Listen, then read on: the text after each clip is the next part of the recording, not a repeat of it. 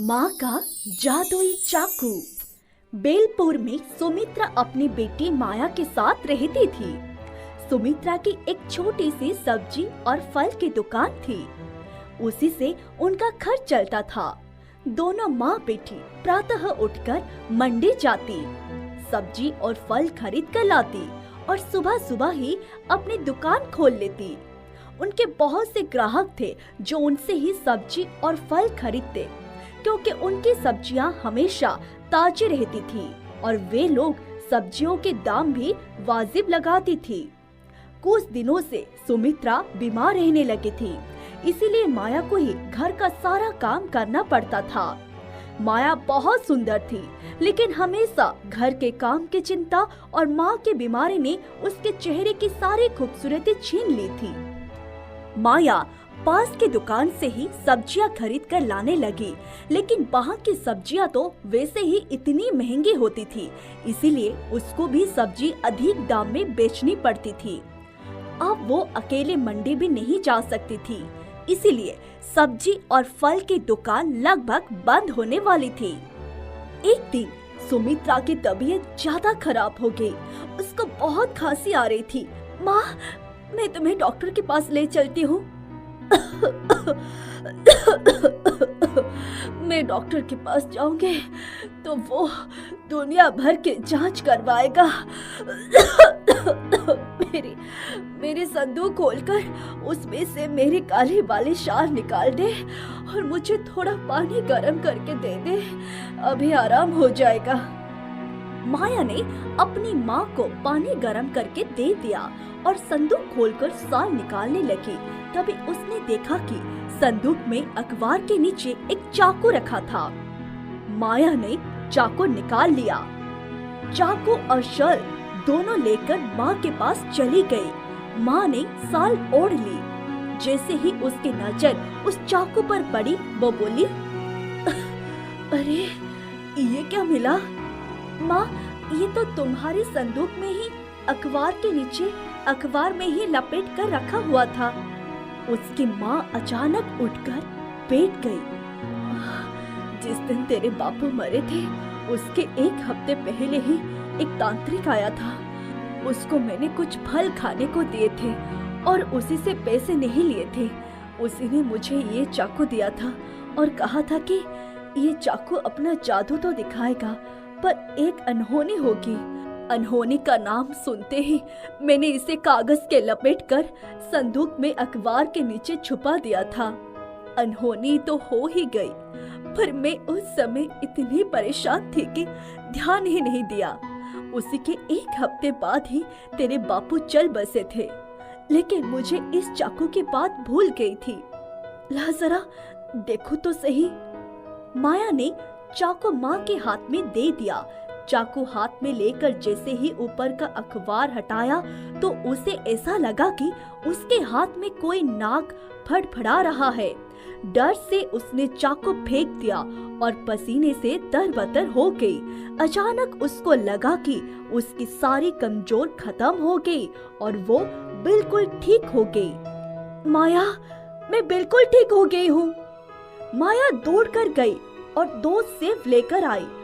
माँ, इसको काट कर खा लेते हैं, थोड़ी देर में कुछ बनाऊंगी। सेब देखकर वो रसोई में चली गई। माँ ने जैसे ही सेब के ऊपर चाकू रखा, सेब हाथ से छूटकर नीचे लुढ़क गया। जब उसने उसे उठाने के लिए हाथ बढ़ाया तो देखा कि वो तो सोने में बदल गया था। उसी की माँ वहीं से चिल्लाई, अरे माया, जल्दी आ, देख। माया भागती हुई आई तो देखा माँ के हाथ में सोने का सेब था।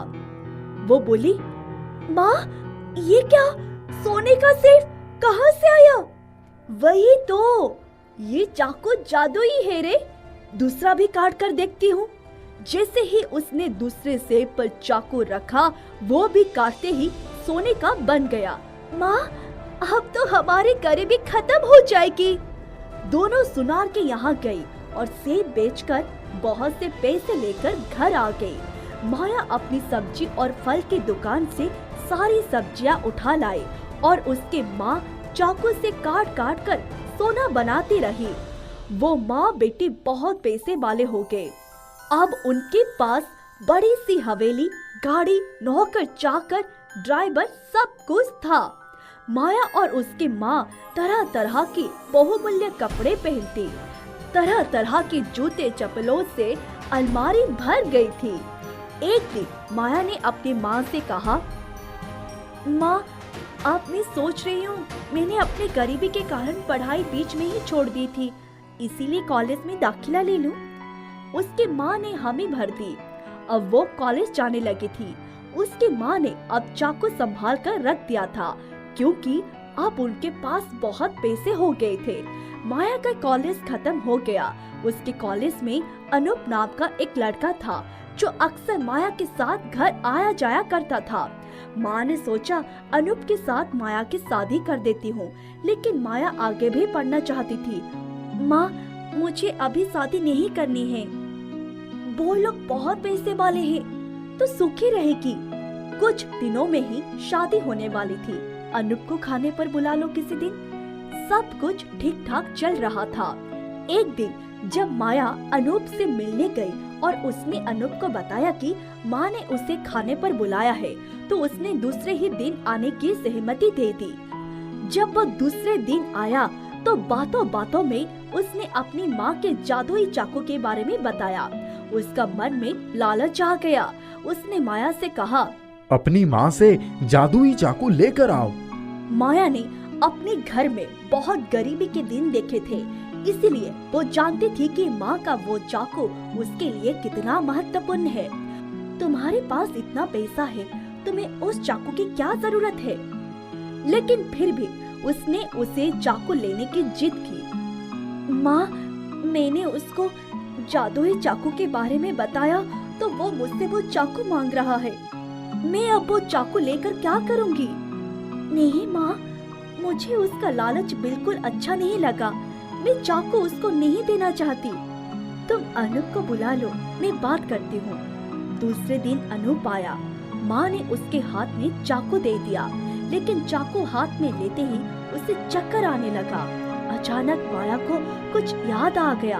उसने कहा, यह चाकू अभी फेंक दो। जानते हो, माँ को चाकू देते समय तांत्रिक ने कहा था कि ये चाकू जादुई है, पर प्रयोग करने से पहले कोई अनहोनी भी होती है, और मेरे बापू की जान चली गई थी। तभी मेरी माँ ने इसे छुपा कर रख दिया था। मैं नहीं चाहती कि इसे तुम उपयोग में लाओ। अगर तुम्हें कुछ हो गया तो सब पैसा रुपया बेकार हो जाएगा। मेरी बात मान लो, ये चाकू माँ को ही वापस कर देते हैं। अनूप का सिर अभी भी बना रहा था। लो, अभी ये चाकू माँ को वापस कर दो, और मैं इस घर में कभी दोबारा कदम नहीं रखूंगा। तुम अपने लिए कोई और रिश्ता देख लो। माया बहुत दुखी हुई। उसकी माँ ने उसे बहुत समझाया और कहा, तो चिंता मत कर बेटी, अच्छा हुआ जो उस लालची आदमी के बारे में अभी पता चल गया। अभी तेरी उम्र ही क्या है? तो अभी और पढ़ाई करना चाहती थी ना? अपनी बची हुई पढ़ाई पूरी कर ले। माया ने उसके बाद 2 साल अपनी पढ़ाई में लगा दिया। उसी दौरान एक बहुत ही अच्छे लड़के अजीत से उसकी जान पहचान हो गई, जिसके माता पिता नहीं थे। माया ने उसको माँ से मिलवाया और दोनों की शादी हो गई। वो उनके घर ही रहने लगा। अब उनके जीवन में खुशियाँ ही खुशियाँ थी।